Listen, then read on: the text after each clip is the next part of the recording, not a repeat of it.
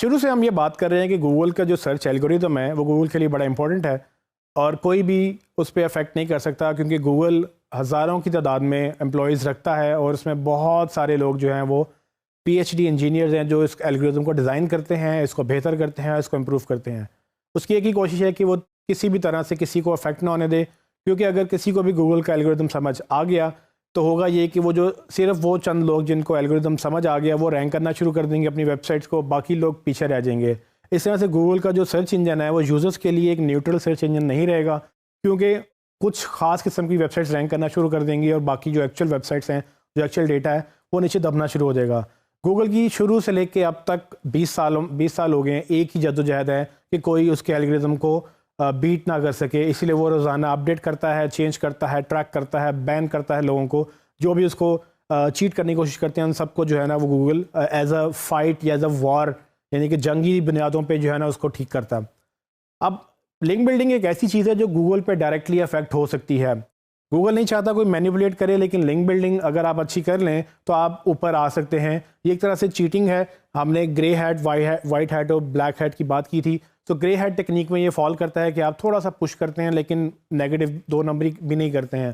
Black hat तो total मना है, बट ग्रे हैट में ये चीज़ें फॉल करती हैं जब आप इसको थोड़ा सा पुश ज़बरदस्ती करते हैं। आपने ये चीज़ ध्यान में रखनी है कि जब भी आप लिंक बनाएं तो उसको नेचुरल रखें। नेचुरल लिंक्स जो हैं बेसिकली वो कैसे हो सकते हैं? नेचुरल लिंक्स बनाने के लिए आपको ये देखना होता है कि आप किसी एक तरह से पैटर्न ना डेवलप करें, क्योंकि गूगल के पास machine learning algorithms, artificial intelligence इतनी पावरफुल हैं, अब तो बहुत ज़्यादा पावरफुल है कि वो ट्रैक कर सकता है कि कौन से लिंक्स नेचुरल वेबसाइट से आ रहे हैं, कौन से लिंक्स आपने ज़बरदस्ती बनाए हैं, या कौन से 2 नंबर लिंक्स उसको लग रहे हैं। तो वो जब एक्टिविटी ट्रैक करता है, पैटर्न ट्रैक करता है, आपको पता भी नहीं होता और वो आपको पेनल्टी डाल देता है या पेनलाइज करके आपकी रैंकिंग ड्रॉप कर देता है। कुछ टेक्निक्स में आपको बताने लगा हूँ कि किस तरह से आप अपने आप को नेचुरल रख सकते हैं। आप थोड़ा सा पुश कर रहे हैं, आप थोड़ी सी लिंक बिल्डिंग कर रहे हैं, जो कि गूगल वैसे ही मना करता है क्योंकि उसको लगता है कि आप उसके एल्गोरिदम पे मैनिपुलेट करने की कोशिश कर रहे हैं। लेकिन फिर भी एसईओ में लिंक बिल्डिंग बहुत ज़रूरी है और लिंक बिल्डिंग आपको करते रहना चाहिए। लेकिन एथिकल लिंक बिल्डिंग में कोई मसला नहीं है अगर आपको पता हो कि एथिकल लिंक बिल्डिंग या एक नंबर लिंक बिल्डिंग क्या होती है। एथिकल लिंक बिल्डिंग के लिए आपको मेक श्योर ये करना है कि आप अपने लिंक्स को डाइवर्सिफाई करें। डाइवर्सिफाई का मतलब यह है कि आप सिर्फ एक जगह से एक ही तरीके से एक ही तरह से लिंक्स लेते रहेंगे तो वो आपको पैटर्न ट्रैक हो जाएगा, गूगल उसको पकड़ के आपको बैन कर देगा। आप डाइवर्सिफाई मुख्तलिफ तरह से कर सकते हैं। फॉर एग्जांपल, आप मिक्स करें इंटरनल को और एक्सटर्नल लिंक्स को। मतलब यह कि आप जब लिंक कर रहे हो एक पेज से दूसरे पेज के ऊपर, तो सिर्फ ऐसा ना हो कि आप सिर्फ अपने एक्सटर्नल वेबसाइट पे लिंक से फोकस कर रहे हैं और इंटरनल लिंक आपका बिल्कुल ठीक नहीं है। आप अपने इंटरनल लिंक्स भी डेवलप करें। आप एक पेज से दूसरे पेज पे लिंक करें, कॉन्टेक्चुअल लिंक बनाएं। ये हमने वेबसाइट स्ट्रक्चर में और दूसरे टॉपिक्स में हमने जिक्र किया कि कैसे आप एक दूसरे पेजेस को लिंक कर सकते हैं। Google link to link travel करता है। अगर आप सर्विसेज की बात कर रहे हैं तो आप जैसे अबाउट पेज पे जाएंगे तो वहाँ सर्विसेज की बात आई है तो आप वहाँ से वापस सर्विसेज पेज को लिंक करें। अगर आप सर्विसेज पेज पे सिंगल सर्विसेज की बात कर रहे हैं तो आप वहाँ पर उनको लिंक करें। इससे गूगल को पता चलता है कि ये पर्टिकुलर पेज एक सर्टेन कीवर्ड के अगेंस्ट लिंक बार बार हो रहा है, चाहे वो वेबसाइट के अंदर ही है या वो वेबसाइट के बाहर है। तो अगर आप बाहर से एक्सटर्नल लिंक्स, आप इनबाउंड एक्सटर्नल लिंक्स ले रहे हैं तो होगा क्या कि जब आप इनबाउंड लिंक्स लेते हैं दूसरी वेबसाइट से तो आप उन्हीं कीवर्ड्स को यूज़ करते हैं। लेकिन ये ध्यान में रखिएगा कि ये मिक्स करें। अगर आप एक साइड पे रुझान रखेंगे तो गूगल उसको पकड़ लेगा। गूगल को लगेगा कि सिर्फ आपका एक ही तरफ रुझान है, जो कि आप इनबाउंड लिंक्स लेते जा रहे हो, अपने आप लिंक्स बना नहीं रहे हो। दूसरा जो ट्रिक है वो फॉलो और नो फॉलो के लिंक्स को इकट्ठे मतलब बनाना या स्प्रेड आउट करना अपने लिंक्स को फॉलो और नो फॉलो में। हमने जिक्र किया था कि फॉलो लिंक्स मतलब ये कि ऐसे लिंक्स जो गूगल फॉलो कर सकता है, इसको डू फॉलो भी बोलते हैं, लेकिन इन एसेंस इसकी कोई एग्जिस्टेंस नहीं है। अगर एक लिंक बना हुआ है तो वो by default follow he link होता है जब तक कि आप उसको नो फॉलो ना करें। नो फॉलो का हमने जिक्र किया था कि नो फॉलो में आप एक नो फॉलो की कमांड डालते हैं और नो फॉलो आप robots.txt से भी आप नो फॉलो कर सकते हैं, जो कि हमने पहले robot.txt में पढ़ी थी कि अगर आप गूगल को ब्लॉक कर सकते हैं कि सर्टेन आपने यूआरएल फॉलो नहीं करने। तो एनीवेज, आप जब भी लिंक बिल्डिंग कर रहे हो आपको पता भी हो कि अगर फॉर एग्जांपल एक लिंक आपको मिल रहा है लेकिन वो फॉलो नहीं है, वहाँ पर आपको नो फॉलो लिंक लगेगा।